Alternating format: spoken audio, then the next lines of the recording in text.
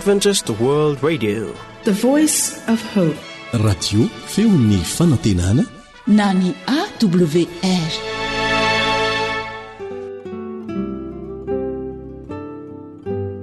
Za mbola tsy mifoana.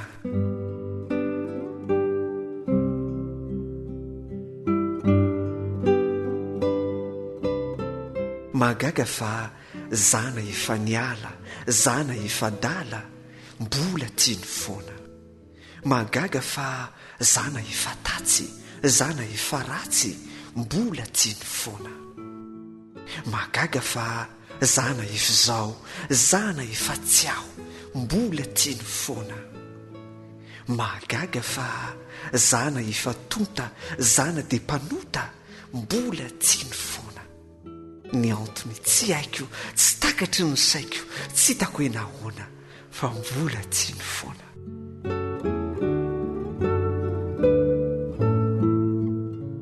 Ilay feony fanantenana.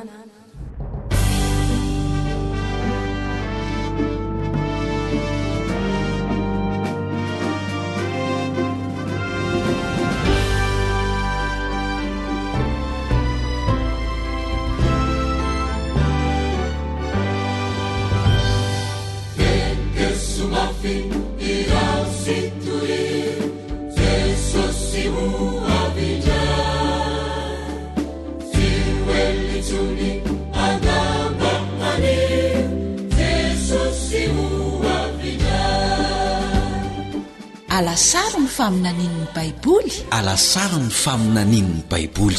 Fianarana mitohitoy ireo faminaniana apokaliptika ao amin'ny Baiboly. Noman'ny radio Adventista iraisam-pirenena na ny feon'ny fanantenana ho anao.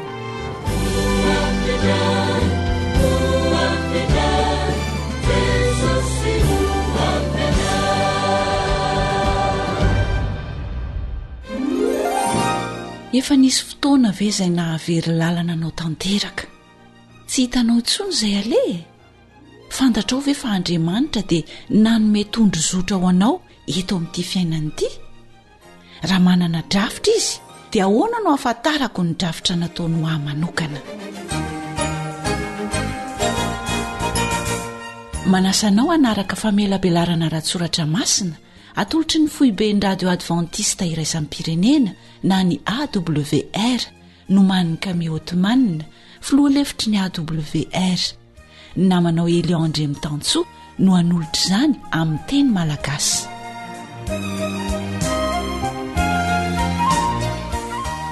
Dia fifaliana ho ahy Eliandre Mitansoa ny miaraka aminao indray ao anatin'ity famelabelarana mikasika ny alasaro ny faminanian'ny Baiboly ity, izay nadika amin'ny teny pirenena marobe manero an-tany, satria mirakitra ny afatra farany tian'Andriamanitra alefa amin'ny olona rehetra ny foko-pirenena ary ny samy hafa fiteny izany. Ireo fotoana rehetra ny rahantsika teto nandalina amin'ny Baiboly dia fanandramana nafinaritra, nametrantsika fanontaniana sy namalina ny sasany tamin'ireo fanontaniana sarotra indrindra amin'ny fiainana, ary mbola hanoy an'izany hatrantsika amin'ny alalan'ity fandarantsika ity. Tianay ny milaza aminao fa mbola azonao atao hatrany ny mamerina miaino ireo famelabelarana rehetra izay nirantsika teto. Dia anterina hatrany fa mifameno avokoa izy ireo ka tsara ny hainoantsika azy rehetra. Azonao atao tsara koa ny misoratra anarana amin'ny sekoly fianarana Baiboly ao amin'ny trano kala-pifandraisan'ny radio Adventista iraisam-pirenena na ny AWR, ahafahanao manohy ny fandalinana ny soratra masina izay nirantsika teto. Hery mifanandrina, izay ny lohahevitra izay ho jerentsika amin'ity anio ity. Fa milohan'izay dia manasanao mba hiaraka hivavaka amiko.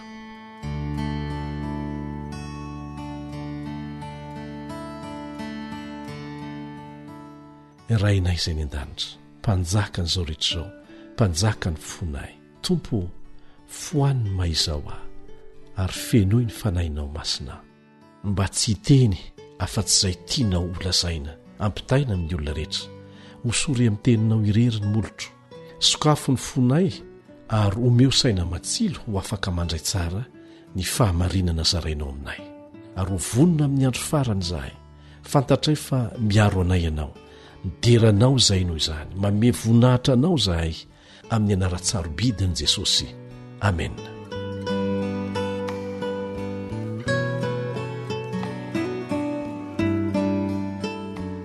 ndeha ho atomboka amina horonan-tsary foy mirakitra fijoroana vavolombelony lehilahy anankiray tany Nazareta sy ny joroanao an'Andriamanitra ary ny joroan'Andriamanitra ho azy ny fiarahantsika mianatra eto amin'ity an'io ity. Amin'ny mahasilamo azy hatrany an-kibondreniny dia nampianarina hankahala kristianina hatramin'ny fahazazany Wisam. Koa rehefa nanapa-kevitra ho tonga kristianina ny anabaviny dia niraha ny fianakaviana izy mba hamono an'io anabaviny io. Nanofy anefa izy ny alina milohany hamonoany azy izay ninony fa Andriamanitra mihitsy nanome izany azy. Dia nanjary niova hevitra izy tsy namono ny anabaviny fa lasa nanapa-kevitra indray hianatra baiboly. Resy lahatra tamin'izay novakiny izy ary tsy ela dia niverina tany Nazareta hizarany finoany vaovao tamin'ny fianakaviany. Tezitra mafy ny dadatoany raha nandrean'izany dia nandidiny rehetra teo aminy teo amin'ny manodidina hitorabato any Wisam. Niditra an-tsehatra nefa ny rahalahiny ary taorian'izay dia nasain'ny rainy hiala ny fireneny mihitsy Wisam. Tanamaro taty aoriana rehefa maty ny rainy Wisam sy ny dadatoany dia nasain'ny reniny hiverina tany an-tany razana indray Wisam. Tombontsoa lehibe fanararoatra ho azy izany hizarana ny fahamarinan'i Jesosy tao Nazareta. Nomen'Andriamanitra saina izy hanangana karazana ivotoerana fanaovantsoa izay nampiasany ny baiboly hampianarana teny anglisy ho an'ny mpiaramonina taminy. Izany ny fomba nitorian'ny filazantsara. Ankoatr'izany moa dia nomen'ny AWR fitaovana antsoina hoe Mega Voice Wisam, izay fitaovana ahafahana miaino fampianarana baiboly maro tsy ilana onjam-peo ary nozarainy tamin'ireo mpiaramonina taminy izany. Tsy ela kory nefa dia niova ho ratsy indray ny toe-javatra satria hitan'ireo zanakalahy ny dadatoany izay efa maty ny zavatra nataony Wisam. Izy ireo moa dia anisan'ireo izay nitorabato azy taona maro talohan'izao. Dia nanapa-kevitra izy ireo fa hanangona olona maro hankany an-trano Wisam hanafika azy ary hamono azy. Hen'ny Audrey vadiny Wisam nikorontana tany ambany rihana dia nivoaka aingana izy hijery ny zavatra nitranga. Tonga dia fantany fa tandindomindoza Wisam vadiny dia nandoalika ny vavaka izy. Nikapoka ny Wisam tamin'ny tehina viny sasany fa niazakazaka niaro azy ny rahalahiny. Namoaka antsy ny zanak'olom-pirahalahy tamin'ny Wisam dia nanindrona azy. Nagaga nefa fa niforotra fotsiny ilay antsy fa tsy nandratra ny Wisam na-kely aza. Dia gaga izy ireo. Noraisy ny rahalahin'ny Wisam lay antsy niforotra dia hoy izy tamin'ireo olona saika mono any Wisam ireo, andramo vonoana ihany ny lehilahin'Andriamanitra e.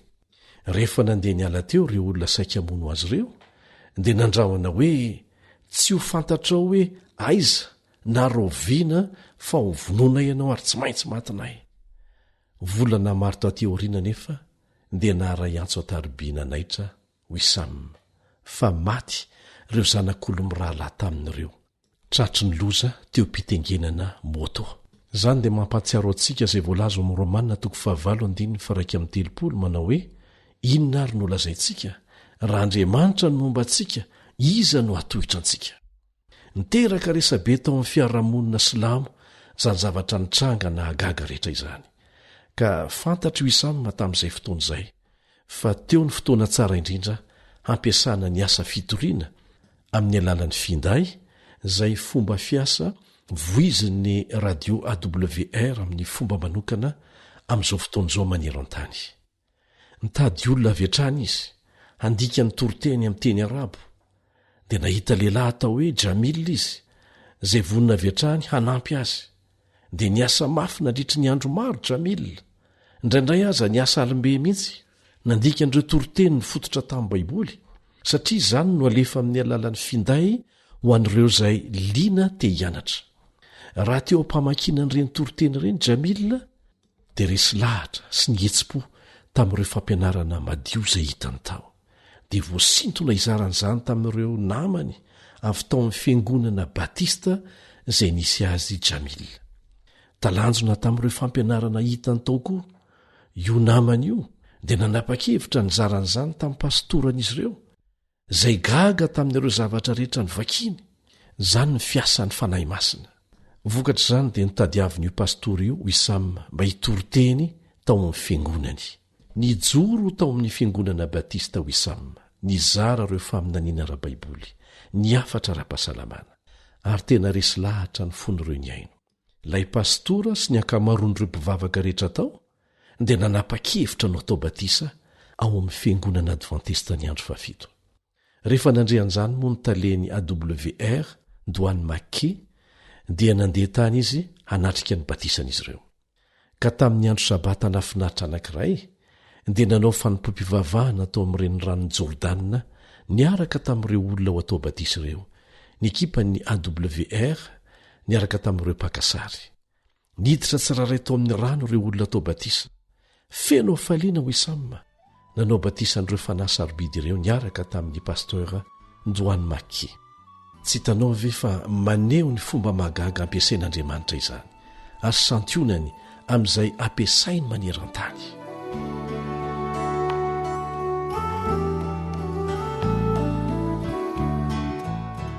Andeha ary isika hiditra amin'ny fiarah-mianatra no manina ho an'ny anio. Inona ny drafitra farany nataon'Andriamanitra ho an'ity tany ity, ary inona ny drafitra nataony ho asy ho anao ao anatin'izany. Ny namana Camille Ottoman izay nanomana izao famelabelarana izao dia nijoro vavolombelona fa ity afatra manokana mahakasika ny hery mifanandrina ity, izay fandresantsika ny ampahany no fitaovana izay nampifo azy, ary nanova ny zotry ny fiainany manontolo manokana mihitsy. Natonga azy niala tamin'ny fikatsahana ny tsara indrindra mety ho azy eto amin'izao tontolo izao ho amin'ny fikatsahana ny lanitra. Raha tianao ny hijery ny tantarany Camille, ny fijoroano vavolombelona izay nataony, dia azonao jerena izany ao amin'ny sitiny AWR, awr.org. Olona nanana ny naizy azy tamin'ny lafiny rehetra, Camille. Tena mpandrarà, tena nalaza, tsara tare, tsara bika izy, ary top modèle tany Etazonia. Kanefa rehefa nahitany Jesosy izy, dia nahitany tsara indrindra. Taimboraka ho azy ny zavatra hafa rehetra, satria te ho any an-danitra izy, te araka hiady amin'Andriamanitra izy amin'ny fitoriana ny filazantsara maneran-tany. Andeha ho tsehivina ny loha hevitsika milohan'ny hirosotsika. Raha ho anatin'ny Baiboly dia mino izany aho, rehefa tsy mifanaraka amin'izay voalaza amin'ny Baiboly dia tsy natao azy zany. Ho jerentsika manontolo an'io ny tantara feno ny hery mifanandrina eo amin'ny Kristy sy Satana, manomboka ao amin'ny Genesisy hatrany amin'ny Apokalipsy. Vonina ve ianao?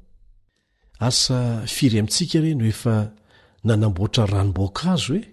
Ohatra hoe maka karoty 20 isa ianao, dia alainao ny ranony ataonao anaty kaopy anankiray, tsy asiana fangarony mihitsy, ilay izy marihitra tsara iny. Dia ho ataontsika tahaka an'izany fitantaran'ny Baiboly ny hery mifanandrina ao anatin'ny fotoana fohy. Tiako raha maka sara an-tsaina miaraka amiko ianareo. Ataovy toy ny mijery horonan-tsary mihitsy. Manomboka amin'ny Ezekiela 7:20 ny tantarantsika, izay ahitana anjely anankiray antsoina hoe Losifera, izay voalaza eo fa kerobima manaloka tany an-danitra. Mba ahazoana ny dikany hoe kerobima manaloka dia tsy maintsy miverina ao amin'ny testamenta taloha isika ao amin'ny Eksodosy 5:20, izay ahitantsika trano anankiray nasain'Andriamanitra nataony zanak'Israely, dia ny fitoerana masina izany. Izao indrindra mantsy ny baiko nataon'i Jehova tamin'i Mosesy tamin'izay fotoana izay. Asaivo manao fitoerana masina ho ahy izy, dia honiny eo aminy aho. Dia nitanterahana ny fanamboarana ilay fitoerana masina, ary ny toromarika amin'ny atsipiriany nomen'Andriamanitra mihitsy no tsy maintsy narana tamin'ny fanorenana azy. Nisy ny efitra masina indrindra tao amin'ny fitoerana masina io, izay tandindo ny efitry ny fiandrianan'Andriamanitra ny an-danitra. Nisy zavatra nantsoina hoe fiara-ny fanekena tao, ary nipetraka teo amboniny ny antsoina hoe rakotra fanaovam-panavotana. Ary izany dia maneho ny seza fiandrianan'Andriamanitra. Milaza amintsika zavatra tena manandanja izany, fa any an-danitra ny fototry ny seza fiandrianan'andriamanitra dia ny lalàny. Hitanao fa io didifolo io mantsy dia nasian'andriamanitra napetraka ao anatin'ny fiara ny fanekena ao amin'ny efitra masina indrindra ao anatin'ny fitoerana masina io. Dia milaza ny baiboly fa amin'ny andaniny roa ny fiaran'ny fanekena dia misy anjely roa antsoina hoe anjely manaloka. Ny dikany hoe manaloka dia miaro na miambina. Izany dia milaza amintsika ny fanambarana ny asan'ny Losifera fony izy tany an-danitra, fony izy mbola tsy nanota. Natao hiaro, hiambina ny lalàn'Andriamanitra anie izy. Nijoro teo amin'ny fanatrehan'Andriamanitra izy, natao hiaro ny fahamasinana ny lalàna izy, izay fototry ny fanjakan'Andriamanitra. Ary mitantara amintsika ny mpaminany Ezekela ao amin'ny Ezekela 7:20 fa Losifera dia tonga lafatra tamin'ny lafiny rehetra mandra-pahita eloka na ota tao aminy. Inona moa no atao hoe ota? Ny tenin'Andriamanitra dia milaza fa ny fahotana dia ny fandikana ny didin'Andriamanitra.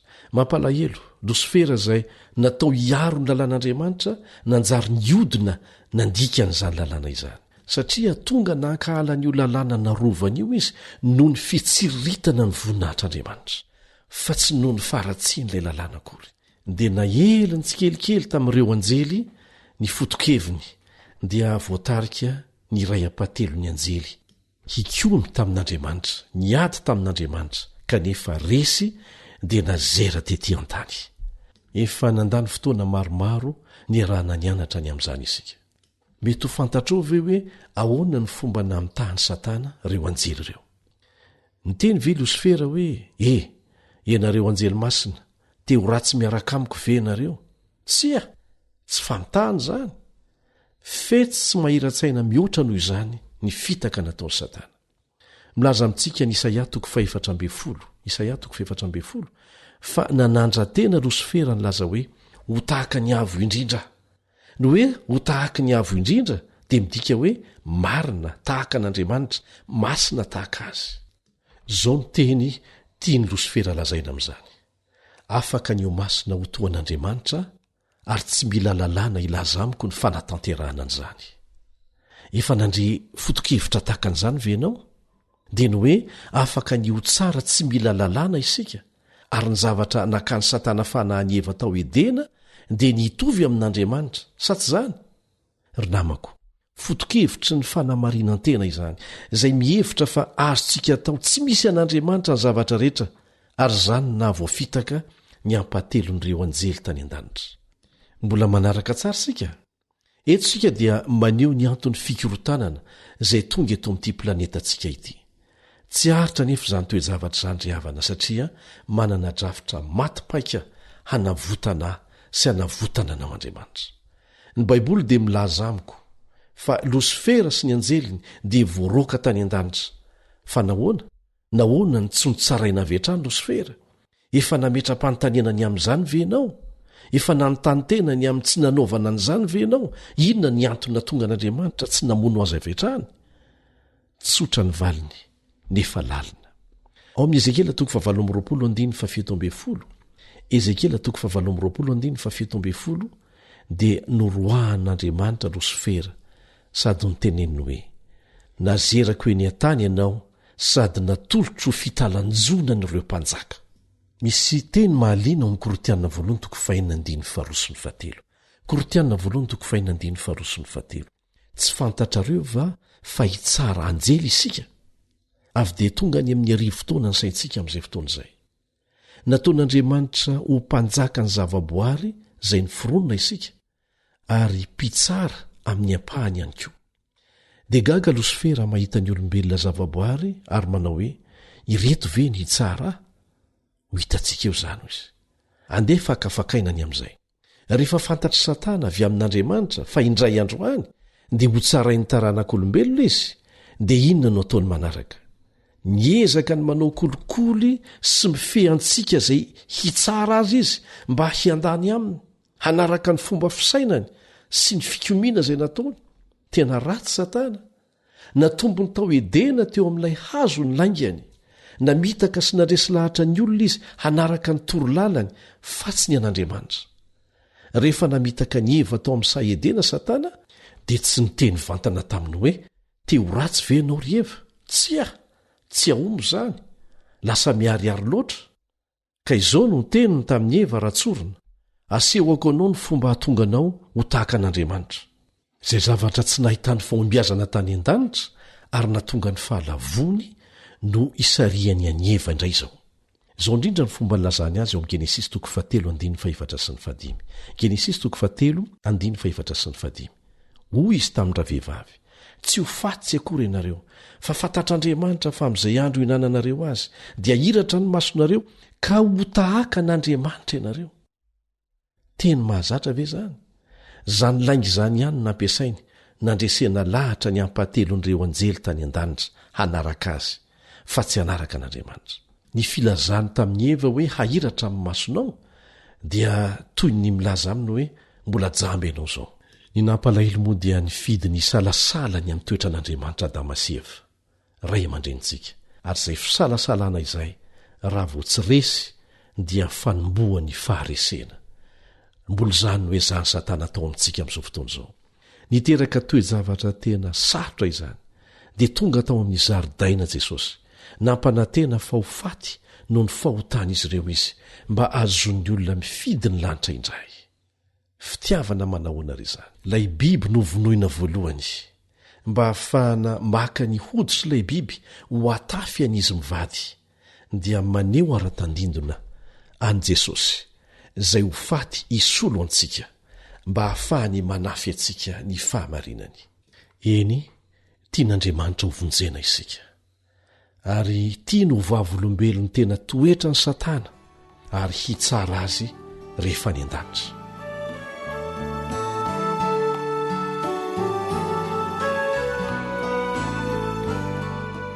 andeha hafanganitsika ny sarimetsika avy ao amin'ny Genesisy hatrany amin'ny bokyny Eksodosy izay iantson'Andriamanitra vahoaka anankiray hivoaka avy any amin'ny fanandevozana tany Egipta iza moa ireo ny Israelita tsarontsika fa rehefa lasa ny komy tamin'ny lalàn'Andriamanitra Satana tany an-danitra dia niantso ny zanak'Israely indray Andriamanitra tetỳ tany tia hampiasa azy ireo vahoakany hitondra ny afatra ny famonjena manerana n'izao tontolo izao nomen'Andriamanitra fitaovana manokana ny Israelita andeha antsontsika hoe drafitra na GPS n'Andriamanitra zany drafim-pamonjena izany ny GPS dia fitaovana kely apetraka any anaty fiara na fitaovam-pitaterana izay afaka manoro lalana anao ho tonga any amin'izay tianao aleha satria mifandray amin'ny zana-bolana izy io soratany eo fotsiny ny toerana tianao aleha sy ny adresy mazava dia tsy mila miasa saina ianao fa atorony hatramin'ny atsipiriany ny lalana rehetra hatongavanao any na dia any amin'ny toerana tsy mbola nalehanao mihitsy azy ary tsy misy diso zany efa nahitan'izany aho tany ivelany ary tena nitolagaga mihitsy tamin'ny fomba fiasany ny drafitry ny filazantsara ny famonjena dia azontsika hoarina amin'ny GPS n'Andriamanitra fantatr'Andriamanitra fa ilayntsika hitondro zotrany io efa nataony meloa zany rehefa latsaka tamin'ny fitaka isika ary very mirenireny tsy mahita lalana izay ale dia mila ny taridalana mazava mba hiverenantsika mody indray any an-trano ahita ny lalana miverina amin'Andriamanitra dia nijery tamin'ny mpitiavana ny Israelita Andriamanitra ary niteny hoe hanome fanomezana manokana ho anareo aho ao anatin'izany fanomezana izany ny lalàna tiako ny ampiasa anareo Israelita mba hanome io tondro zotra io ity GPS manokana ity ho an'izao tontolo izao izay very tsy mahita ny lalak'izorany tiako firenena modely ho an'ny firenena rehetra manodidina anareo ianareo ary hanoro azy ireo ny lalana miverina amin'io andeha hanakatra sy hakasary an-tsaina ny fahatezeran'ny Satana isika rehefa hitany fa mitovy tanteraka amin'ilay efitry ny seza fiandranan'Andriamanitra ny an-danitra ny endriky ny fitoerana masina ilay nasain'Andriamanitra naoriny Israelita tany anefitra fahiny tezitra Satana satria hitany fa manana tombontsoa ny olombelona atakatra ny drafitra ny famonjen'Andriamanitra azo antoka fa nanomboka namorony tafiny dia ireo anjely lavo Satana ary niteny hoe ity ilay zavatra hitarika ny olona ho amin'ny famonjena ka tsy maintsy potehitsika ho foanantsika ny drafitr'andriamanitra aminjenan'ity zao tontolo zao ity ho potentsika ny vahoaka manana ny fahamarinan'andriamanitra tsy azontsika vely hiparitaka maneran-tany ny fahamarinana ary raha nanaraka ny resaka nolazainy nika tamin'ny kami ianareo izay notantarainy nijoroano vavolombelona tao anatin'ny iray tamin'ireo famelabelarana efa narantsika teto dia nilaza mihitsy nika fa izy dia nisan'ireo iraka satana hanapotika ny kristianisma lazainy mihitsy aza hoe misy logisiel izay ny fironona mihitsy niaraka tamin'ny satana mba hahafahana manatanteraka n'izany maneran-tany ary manantena izy ireo fa tsy ho ela dia hopotika ny tena kristianina marina tena efa fikasan'ny satana ry havana ny hanapotika ny odrafitra nataon'andriamanitra hamonjenantsika olombelona io ka mety anytany ianao hoe inona io drafitra io ahoana ny mahatonga azy ho lalana makany amin'ny famonjena andeha hakasary an-tsaina niendrika io trano na ny fitoerana masina teo anivon'ny zanak'Israely tany anefitra io isika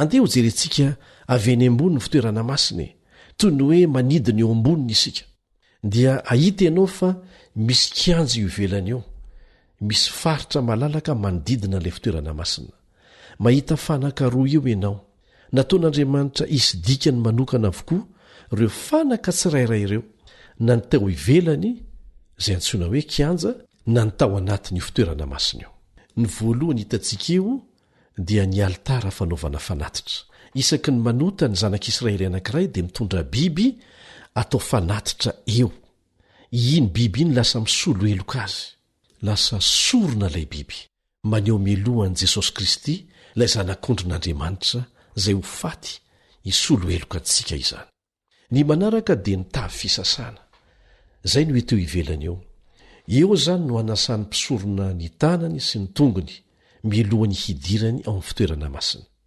maneho inony zany eo amin'ny filazantsara maneho ny batisa izany amin'izao fotoana izao dia andeha hiditra ao amin'ny efitra masina isika dia hitantsika ao ny latabatry ny mofo aseho misy mofo aseho ambon'ilay latabatra maneho ny ten'Andriamanitra izany lay mofinaina voalaza ao Matitoko 4:4 Matitoko 4:4 tsy ny mofo ihany no iveloman'ny olona fa ny teny rehetra izay aloako ny vavan'Andriamanitra dia miodina kely indray ianao ao anaty fitoerana masina ao ihany ao anatin'ny efitra masina mahita ny alitara fandoroana didikazo manitra izay maneho ny vavaka ataontsika rehefa izany dia hitanao ny fanaovanjiry fitorantsana izay tandindona mampiseho ny fanahy masina sy ny fijoroantsika ho vavolombelona hitondra jiro hanazava izao tontolo izao amin'ny alalan'ny fahamarinany ten'Andriamanitra eo ambany fitarihan'ny fanahy masina hitanao ry namako ianao ny fahazavana izao tontolo izao tsy azo afenina ny tanàna miorona eny amin'ny avoana hoy Jesosy tokony hamiratra ho an'i Jesosy ianao izany no fijoroanao vavolombelona tsy hoe nandray ny fahamarinana fotsiny ianao ary manolo tena eo amin'ny ranony batisa fa mizarana izany hanaiky ho jiro eo ampelantanan'Andriamanitra eo ambany fitarihan'ny fanahy masina andeha indray isika hiditra ao amin'ny efitra masina indrindra satria mizara roa ilay efitra masina na hitantsika andreo zavatra andresana teo ireo dia jerentsika indray ny ao anatin'ny efitra masina indrindra dia hitanao ao ny fiaran'ny fanekena miaraka mididy folo ao anatiny io ny fanorenany ny drafitra ao antsika ahoana ary ny mahadrafitry ny filazantsaran'Andriamanitra na ny drafitry ny famonjena io fitoerana masina io raha mijery akaiky ny sary ianao ka manandrana manisy marika manodidina ny ivelan'ireo fanaka dia inona re no hitanao hoe hazo fijaliana no hitanao azonao an-tsaina ve fa anarivo fotoana talohan'ny nahatongavan'i Jesosy olombelona teto an-tany dia naseho ny faminaniany fitoerana masina fa ho faty eo amin'ny hazo fijaliana no ny fahotantsika Jesosy zao ny voalaza ao amin'ny J 7:14 izaho no lalana sy fahamarinana ary fiainana Jesosy no niteny an'izay dia nitoizany hoe tsy misy olona makany amin'ray raha tsy amin'ny alalako io azo fijaliana io no tonga tetezana nampifandraindray ny lanitra sy ny tany ahafahantsika miverina amin'Andriamanitra indray efa ndresantsika teto fa maneho an'i Kristy nombona teo amin'ny hazo fijaliana ireo biby izay novonoana teo amin'ny kianjan'ny fitoerana masina izany nydrafitra nataon'andriamanitra hanafahana antsika. Ny zanak'Israely ohatra dia nafahan'andriamanitra avy tamin'ny fanandevozana ary voatantara ao amin'ny Eksodosy 12 zany. Fa mielohan'ny nanafahana azy ireo dia nisy zavatra nasian'andriamanitra nataony, dia ny fanosorana rano tolambaravara ny isa-tokantrano. Fa nakainona no asehon'izany? Ny alitara fandoroana fanatitra. Rehefa nandeha nanenjika azy ireo Farao ary natratra azy ireo nitoby teo amoron'ny ranomasina mena, dia inona no nataon'Andriamanitra? Nosokafa ny ranomasina mena. Inona moa no asehon'izany? Ny tavy fisasany batisa no asehon'izany. Voalaza amin'ny Korinthiana 1:10, fa izany ny fomba nanaovana batisa ny zanak'Israely rehefa noafahana avy tao Egipta izy ireo. Maty tao amin'io ranomasina io Farao sy ny miaramilany izay nanandevo azy ireo, araka ny voalaza amin'ny Eksodosy 12:7. Rehefa tonga teny ampitan'ny ranomasina mena izy ireo ao amin'ny Eksodosy 12:1, dia inona indray no nitranga? Niantsoantso ry zareo, nohony zahay, vinanio anie ny zavatra nataon'Andriamanitra ho an'ny olona, narotsany indray ny mana, ilay mofo avy any an-danitra. Ary izany dia mampatsiaro antsika ny mofo aseho teo ambony latabatra tao amin'ny efitra masina. Dia hoy Andriamanitra tamin'izy ireo amin'ny Eksodosy 7:7, ianareo no arenako manokana, ianareo no tiako ampiasaina ho fahazavana izao tontolo izao, hitondra famonjena ho an'ny hafa. Maneho amintsika ny fanaovanjiry fitorantsana izany. Misy dikany avokoa ny zavatra rehetra tao anatin'ny fitoerana masina sy ny teo ivelany. Ny teny tamin'i Mosesy Andriamanitra, lazao ny oloko hanomana ny tenany 3 andro, fa hiona amiko, amin'ny fiomanana ao am-po hiona amin'Andriamanitra. Maneho ny vavaka izay tandindona asehoan'ny alitara fandoroana didikazo manitra izany. Nahoana moa no tokony hiomana amin'ny fony rehetra izy ireo, mielohan'ny hionana amin'Andriamanitra? Ny toy no ahitantsika an'izany dia izay zavatra nitranga ao amin'ny Eksodosy 12:20. Ary marina izany, satria nidin'Andriamanitra nanonona ireo didy 10 izay nisoratany ratsan-tanany mihitsy. Nanahoana indray ny fiainan'i Jesosy sy ny fitoviany tamin'ny endriky ny fitoerana masina. Natao batisa tamin'ny 30 taonany izy. Izay dia maneho ilay tavy fisasana. Nandray ny fanahy masina izy izay tandendon'ilay jiro fitorantsana ary nitory ny filazantsara. Ary ny tena misongadina indrindra dia izy mihitsy ilay zanak'ondrin'Andriamanitra nanaisotra ny fahotany izao tontolo izao teo amin'ny hazo fijaliana.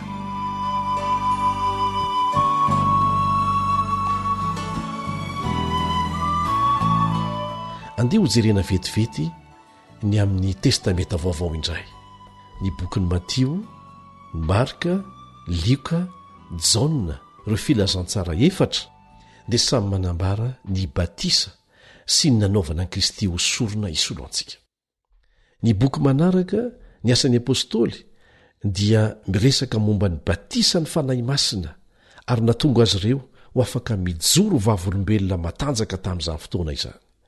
Rehefa mandeha mamaky ny fitoerana masina isika, maka sary an-tsaina amin'izany, dia mahita ny boky manaraka, dia ny bokin'ny Romanina hatrany amin'ny bokin'ny Joda izany. Miresaka ny amin'ny mahazava-dehibe ny fianarana ny Baiboly, ny vavaka ary ny fijoroana ho vavolombelona. Ary ny Apokalipsy dia mitondra antsika mihitsy ho any amin'ny efitry ny seza fiandrianan'Andriamanitra, dia ny efitra masina indrindra. Ry mpiara-mianatra amiko, tokony ho fantatsika io drafitra izay mamakivaky ny soratra masina manontolo io. Io ny pilany ny famonjena antsika. Dia nasehon'Andriamanitra antsika misesisesy mihitsy ireo dingana rahana raha te ho voavonjy ianao, raha te ho voavonjy aho. Izao ny voasoratra ao amin'ny Romanina 10:7. Romanina 10:7. Raha manaiky an' Jesosy ho tompo amin'ny vavanao ianao ary mino amin'ny fonao f'Andriamanitra efa nanangana azy tamin'ny maty, dia ho vonjeny ianao. Raha manaiky an'izany ianao dia atao batisa, sa tsy izany? Dia mijano eo ve isika misy dingana hafa ho amin'ny lalan'Andriamanitra ve aorianany batisa? Eny, misy tokoa. Ny manaraka, raha tena vita batisa aho ka manara-dia an'i Kristy, dia hianatra sy azona ny ten'Andriamanitra, izay mofinaina natao hoaniko isan'andro. Hivavaka amin'Andriamanitra, mba hanatsarana ny fifandraisanay ary hijoro vavolombelona ny amin'ny fitiavan'ny tompo amin'ny hafa eo ambany fitarian'ny fanahy masina. Eo amin'ny lalan'Andriamanitra mankany amin'ny famonjena dia fantaro hoe voatarika ho aiza ianao amin'ny farany. Marina izany. Izao mivolaza amin'ny Jaona 4:15. Raha tia ahy ianareo dia hitandrina ny didiko. Tena feno izany dingana izany. Izany drafitra izany dia tena matipaika. Aza gaga raha matezitra ny Satana ireo drafitra ny famonjena nataon'Andriamanitra ho antsika ireo. Ny testamenta taloha ray manontolo dia maneho ny fiezahan'ny devoly hanapotika ilay vahoaka manana ny drafitra ary hanapotika ilay drafitra mihitsy. Kanefa niterizin'Andriamanitra hatrany izany. Notarian'ny Satana ikomy tamin'Andriamanitra koa ny zanak'Israely dia lasa nanompo sampy dia navelan'Andriamanitra hanaraka ny sitrapony dia nizotra nakany amin'ny fanandevozana tany Babilôna. Kanefa tsy nijanona teo Andriamanitra. Inona ny tranga manaraka? Tafiditra ao amin'ny voalohany amin'ireo faminaniana 3 ao am-bokin'i Daniela isika. Ahitantsika any Babilôna. Ny faminaniana voalohany dia ny amin'ny 70 herinandro. Momba ny inona io faminaniana io? Tsorintsika amin'ny alalan'ny fanoharany zany namana. Ilay faminaniana dia Andriamanitra miteny amin'ny Israely dia ilay iray izay tondroy ny fitoerana masina fa ho avy afaka 70 herinandro. Ary raha tsy vonina andray an' Jesosy izy ireo fa manohy ikomy ihany dia ho alana amin'ilay drafitra, homena olo-kafa. Dia inona moa ny zavatra nitranga? Tsy vonina ny Israely rehefa tonga tokoa Jesosy satria nilavin'izy ireo Kristy. Fantatsika ny tantara, fantatrao ve ny zavatra nitranga rehefa maty Jesosy? Rovotra ny zara roa avy any ambony ka hatrany ambany ilay voaly tao amin'ny fitoerana masina.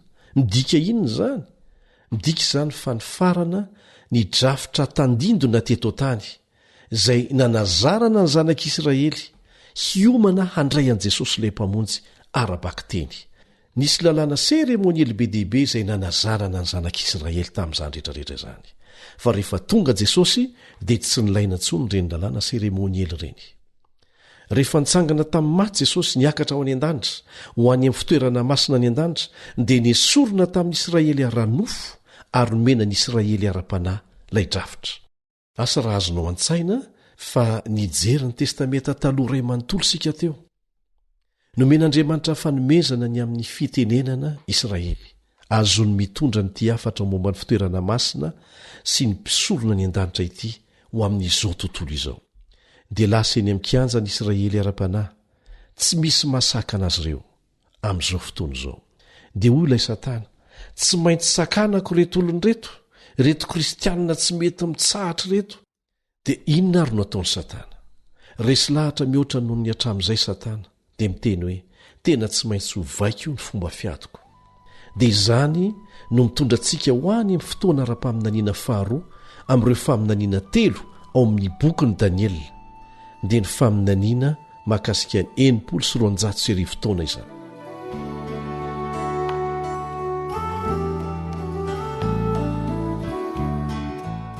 Araka ny efa nianarantsika dia io faminaniana io no milaza tsotra fotsiny fa isy fahefana antsoina hoe tandroka kely izy io fahefan'ny bibidia io dia hiezaka hanjera ny drafitr'Andriamanitra. Ahoana no ampiasan'ny devolana io tandroka kely io mba isandohana ny fahefana ara-panahy hanjerana ny drafitr'Andriamanitra? Fantatsika fa ny devoly no lehibe ny mpisandoka. Nahodinkodiny tamin'ny fisandohana malaza ny maro anisa. Tsarovo ry namana fa isaky ny fahamarinana anankiray ao amin'ny Baiboly dia namorona ny Satana fisandohana avokoa. Tsarovo izay. Inona ary no nitranga nandritra ny vanim-potoana ny fahamaizinana izay naharitra 790 taona. Efa nianarantsika ny amin'izany. Io vanim-potoana io dia niezahan'ny Satana hanapotehana ny kristianina izay nijoro tamin'ny tenin'Andriamanitra izay mirakitra ny drafim-pamonjena. Ny alitara fanaovana fanatitra maneho ny sorona nataon'i Jesosy dia no esorona ary nosoloana fampianarana antsoina hoe fivalozana. Dia nampianarina ny olona fa tsy ampy andohavana ny fahotanao ny soron'i Kristy fa mila mandoa fivalozana ianao. Ny fahatanterahany fijalian'i Kristy sy ny sorona nataony dia no esorona ary tena zavatra sandoka tanteraka ny natao ho solona izany. dia ahoana indray ny amin'ilay tavy fisasana maneho ny batisa hoy ny fiangonany vanim-potoana ny fahamaizinana izay nanenjika ireo izay tena nijoro tamin'ny fahamarinana osoloantsika batisa atete amin'ny ankizy ny batisa asitrika tena izy izay miantso fiakekeloka sy fibebahana amin'ny fo manontolo ary tsy izany ihany nataon'izy ireo fa nisandohany koa ny zavatra ao anatin'ny fitoerana masina anisan'izany mofo aseho izay maneho ny tenin'andriamanitra na fenin'izy ireo ny tenin'andriamanitra nolazainy fa tsy ho takatry ny olona hono izany teny izany fa ny mpitondra fivavahana irery ihany no afaka manazava ny zany ho anao na fenina tsy azo ny vakiana ny baiboly fa zavatra hafa ny nasolo azy ary tamin'izay fotoana izay no nanasogandinana fa ny fomban-drazan'ny fiangonana hono dia manandanja kokoa no ny tenin'andriamanitra ary nga zany ihany nanaovan'ny fisandohana koa ny fandoroana ny didika azomanitra izay maneho ny fivavahana dia milaza izy ireo fa tsy mahazo mivavaka mivantana amin'andriamanitra ianao fa tsy maintsy amin'ny alalana mpitondra fivavahana taky ny pretra ny zavanyseho moa dia namorona efitra roa ho azy izy ireo izay voazara miefitra lamba dia misy lehilahy mipetraka eo amin'ny toeran'i Jehovah miaino ny kofesin'ny olona hafa izany a dia fangalana tahaka ny efitra masina indrindra izay an'Andriamanitra ireo fampianarana sandoka ireo ry havana dia nametraka ny fahazavana tany ivelan'ny fiangonana ka niteraka ny vanim-potoana ny fahamaizinana ary farany dia nanaovan'izy ireo fisandohana koa izay naseho tao amin'ny efitra masina indrindra fa inona nataony ho ianao nalainy ny didy folon'Andriamanitra dia nakorontany mba hahafahany manamarina ny fampifangarona ny fivavahana kristianina amin'ny fomba ny mpanompo samby tsaroantsika tsara satria efa niarahantsika nianatra teto fa nalainy ny didy faefatra ny sabata ny andro fafito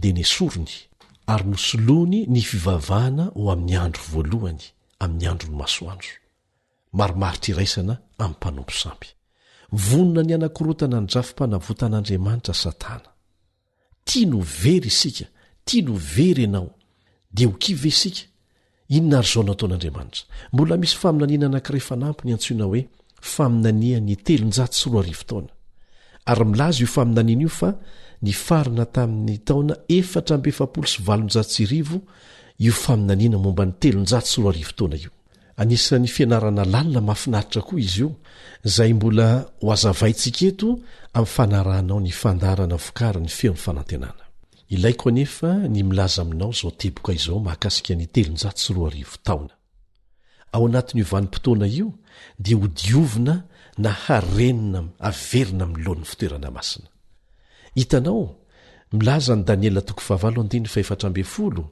fa averina mitoerany ara-dalàna izany averina milaon'ny indray ny lalàn'Andriamanitra dia jereo ty mario tsara nge zavatra nataon'Andriamanitra tao anatin'ny 500 taona nanomboka mamerina indray ny fahamarinana rehetra izay nazera nandritra ny vanim-potoana ny fahamaizinana izy nisy lehilahy anankiray natsoina hoe John Wycliffe izay niditra tao amin'ny sehatra ny tantarany tany tamin'ny taona 310 inona ny nampanaovan'Andriamanitra nyity lehilahy ty nandika ny baiboly ho amin'ny fitenin'ny sarambambe mahoaka izy maneho inona amintsika izany ratarafina amin'ny fitoerana masina izany a dia maneho ny famerenana amin'ny laoniny ny latabatry ny mofo aseho izy no antony hahafahantsika mamaky ny baiboly amin'ny fitenitsika kehitriny dia tamin'ny taona 327 indray a 327 dia teraka ny lehilahy anankiray natao hoe Martin Luther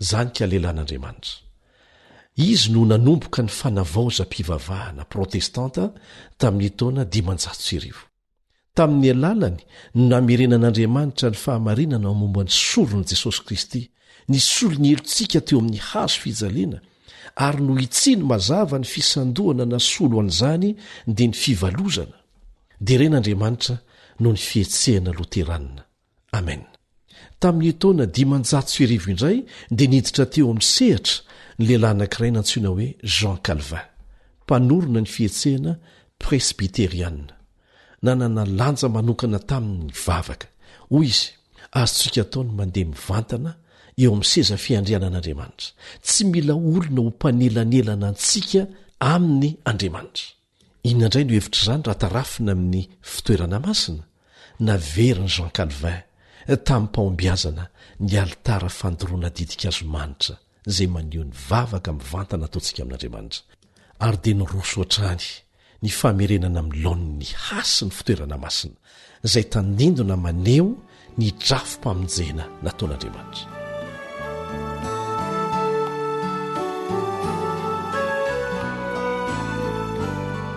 Tamin'ny taona 1900 dia nisy lehilahy anankiray nantsoina hoe John Smith. Raha teo ampianarana ny baiboly izy dia niteny hoe andraso kely aloha, tsy azonao atao batisa amin'ny rano teteny zaza satria tsy zany no ampianarany soratra masina. Mazava tsara izy ity, tsy zany no modely nasehon'i Jesosy. Milaza mazava mantsy ny baiboly fa tsy maintsy miaikeliko ianao ary vonina ny hahafoy ny fahazaran-dratsy rehetra taloha dia maneho ampahabe maso an'izany amin'ny alalan'ny batisa izay fanehoana rahatandindona ny fandevenana ny fahotana sy ny fitsanganana ho amin'ny fiainana vaovao. Inona moa no aseho an'ilay batisa teo amin'ny fitoerana masina ilay tavy fisasana. Tena naverina amin'ny laoniny mihitsy ny foto-kevitra napetrak'Andriamanitra hatrany amin'ny voalohany mahakasika an'izany. Nanjary mpanorona fihetsehana batista izy izay nampisongadina manokana ny batisa ara-baiboly. Tamin'ny taona 700 dia niditra an-tsehatra indray ny lehilahy anankiray natao hoe John Wesley. Izy no mpanorona ny fihetsehana metodista. Nanana andraikitra manokana izy dia ny fitondrana ny filazantsara ny amin'izao tontolo izao. Tamin'ny alana ny Andriamanitra no namerina tamin'ny mpaombiazana ilay fanaovan-jiry fitoratsana izay maneho ny fitoriana ny filazantsara, ilay fahazavana manoro ny lalana makany an-danitra. Aoka zava toy izany koa ny fahazavantsika. Ry namana, mbola misy fanaka anankiray tavela izay tokony harenina averina amin'ny laoniny. Fihetsehana inona no nantsoin'Andriamanitra hiditra an-tsehatra tamin'ny taona 700 mba hamerina ny singa farany amin'ny fahamarinana very? Fihetsehana inona no mamerina ilay fiara ny fanekena?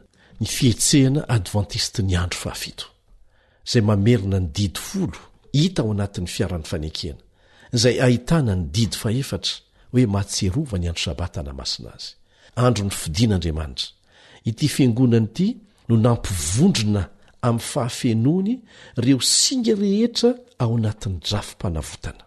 Tamin'ny taona 1790 dia voaverin'Andriamanitra avokoa ny singa ny fahamarinana rehetra mitambatra. Avy aiza ro ianao, ireo olona lasa ao amin'ny adventista ny andro fahafito amin'izao fotoana izao. Ny lovantsika dia ny loterana, ny batista, ny metodista, ny presbiteriana. Mbola tazomintsika avokoa hatrany ireo fahamarinana izay naverin'Andriamanitra tamin'ny alalan'izy ireo. Fa ny drafo-panavotany amin'ny fahafenony no entsika mandroso any amin'ny vanim-potoana ny tantarany tany. Nisy ady-baolina kitra tamin'ny taona 770. Karlstedt ny fanandrina tamin'ny Stanford. Ireo ny ekipa roa ny fanandrina tamin'izay fotoana izay. Mba fantatrao, 4 segondra sisa dia ho tapitra ny lalao. Efa nanomboka nankalaza ny fandreseny ny mpanohana ny tarika Stanford. Ary tahaka ny fahitantsika dia nandaka ny baolina hiala lavitra fotsiny nataon'ny mpilalaon'izy ireo. Ny hevitra mantsy izy ireo fa efa ho tapitra ny lalao. Inona zavatra tsy nampoizina nataon'ny tarika ankilany hamadika ny rasa ka natonga azy ireo handresy tao anatin'ny segondra vitsy-monja. Izao ny zavatra nitranga. Nodakan'ny mpilalaon'ny Stanford iray teny amikanja ny baolina. Nalefa ny fotsiny, te hanary baolina fotsiny izy. Kanjo azo ny mpilalaon'ny Karlstedt anankiray izany. Dia nanomboka ny azakazaka izy ireo. Vao nanomboka ny azakazaka izy dia nisy namingana. Fa talohan'izay nefa dia efa voadaka ny tany amin'ny namany baolina. Ireo mpanohana ny Stanford tamin'izay fotoan'izay dia efa nihika fandresena. Nahazo ny baolina nefa ilay mpilalao faharoa dia nanomboka ny azakazaka koa izy. Tena nangitakitaka hatramin'ny mpitantara baolina nampiakatra ny feony satria voafingana indray ilay mpilalao faharoa nefa alohan'ny anjerany tamin'ny tany dia efa nalefany tamin'ny namany ilay baolina. Dia tahak'izany koa tamin'ilay mpilalao fahatelo sy ny mpilalao fahefatra dia mbola nitoy izany tamin'ilay mpilalao fahadimy izay nandray ny baolina. Azo ny mpilalao fahenina ny baolina niorakoraka ny rehetra sady tafatsangana ny azakazaka ny oatra ny faritra faran'ilay mpilalao fahenina. Azon'izy ireo ny fandresena tamin'ny fotoana sy ny fomba tsy nampoizindraitra. Ry namako, eo amin'ny kianja ireo mpitendry zava-maneno dia voly amin'izao fotoana izao. Mihevitra izy ireo fa vita ny lalao. Mihevitra izy ireo fa isika kristianina mitandrina ny didin'Andriamanitra, ireo mino tanteraka ny baiboly ary mitazona ny fahamarinana rehetra dia vahoaka resy. Ry namako, irian'Andriamanitra ho fitaitsika ny lalao. Andao ho faranana izany dia ody isika. Tsy misy fotoana tavela intsony eo amin'ny famantaranandro. Andao hiara-asa amin'Andriamanitra.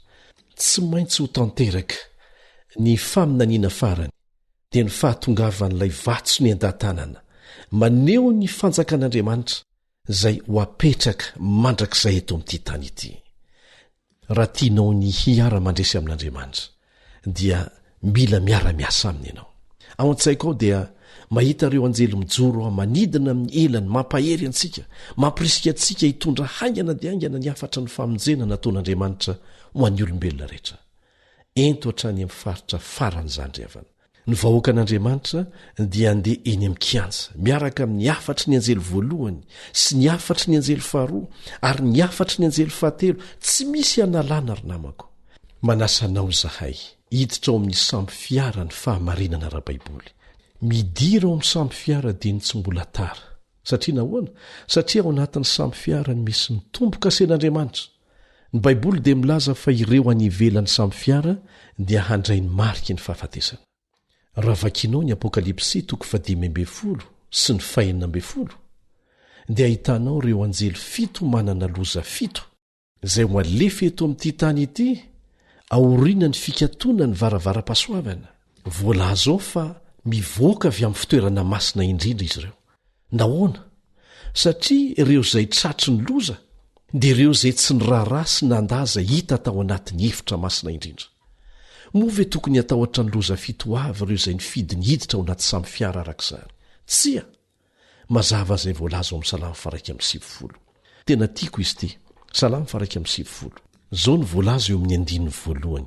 Ny mitoetra ao amin'ny fiirena izay aniavo indrindra dia monina eo ambanin'ny aloko ny tsy toa.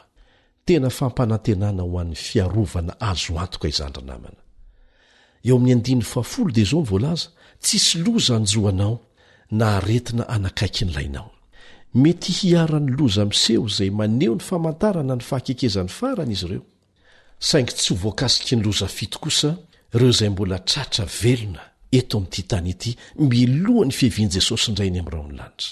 Satria natokana ho an'ireo izay nanao tsinotsinona ny didin'Andriamanitra ny loza 7.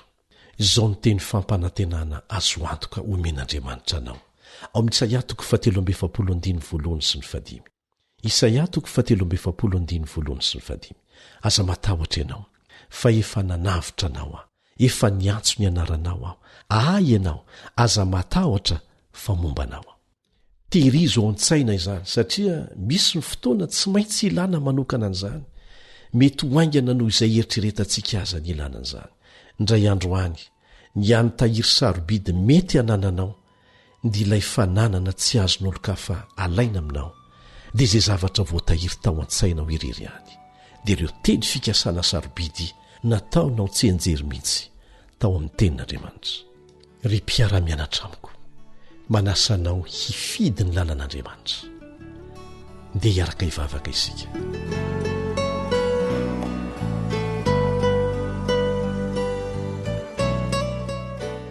Iraina izay ny an-danitra, mpanjaka an'izao rehetra izao, mivavaka mba hijoro mafy amin'ny fahamarinana ny tsirairay avy aminay, ka hiambina hatrany amin'ireo fandriky Satana izahay, ary hitaky ampinoana ireo teny fampanantenana nataonao ho fiarovana anay, mieloha ny evinao indray ny amin'irao ny lanitra. Hazony amin'ny tana maherinao izay Jesosy eo ampiandrasana ny fiavinao tsy ho eleny amin'irao ny lanitra. Azy rehetra manelingelina na manakana anay, tsy ho vonona amin'izany fiavinao indray tsy ho eleny amin'irao ny lanitra izany, dia esory aminay. Angatahanay amin'ny anaran'i Jesosy izany. Amen.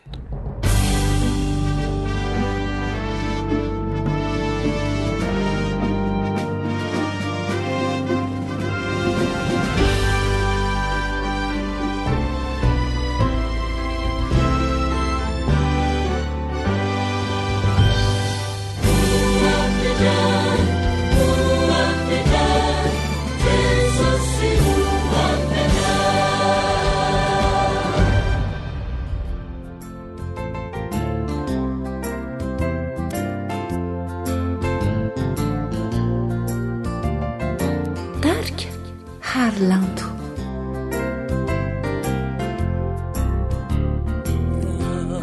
Eto antany anye tsy azo ifikirany intsony, naory anao namanana tsy azonao sakanana, fa lamba mena no miondry anao.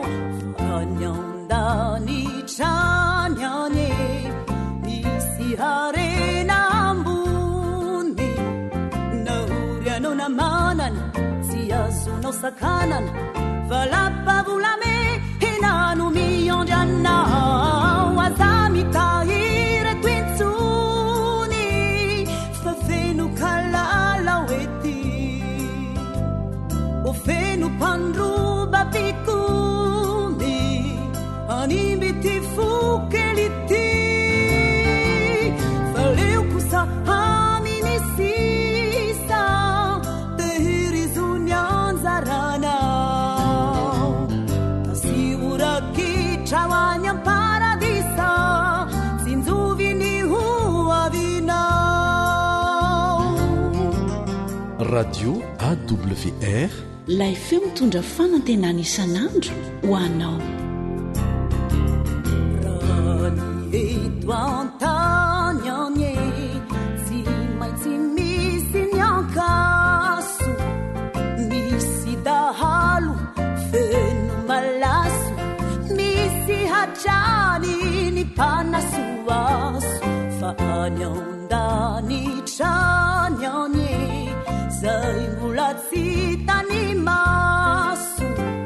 Reo olombovonjy no hanao matso, fa madio ampo tena mangatsoatso. Aza manoriny tointsony tsy tanindrazana oety, rafeto laitrano any ambony tanany vantananary, fa any no tena sahaza fa haolanao anao i, ka ianao io na mpanotabe aza mbola tiny reta didio. AWR feony fanantenana. Eto antany anye misy andro sy halina fona, mitaintaina lava milonjy ny tava, manay ny ampitso zay mety tranga. Fa ny andany trany anye tsy mba misy maty masoandro, se soloana zava tempoly tsy orava, fa mirapira tanano holalondava. Za mifikitra tointsony fandrioan'io ny toeranao, mientanao ahorony ny famarinany katsao.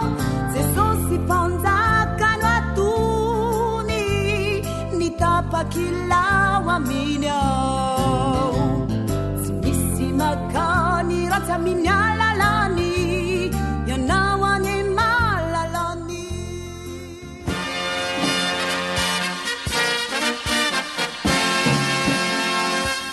Adventist World Radio, The Voice of Hope.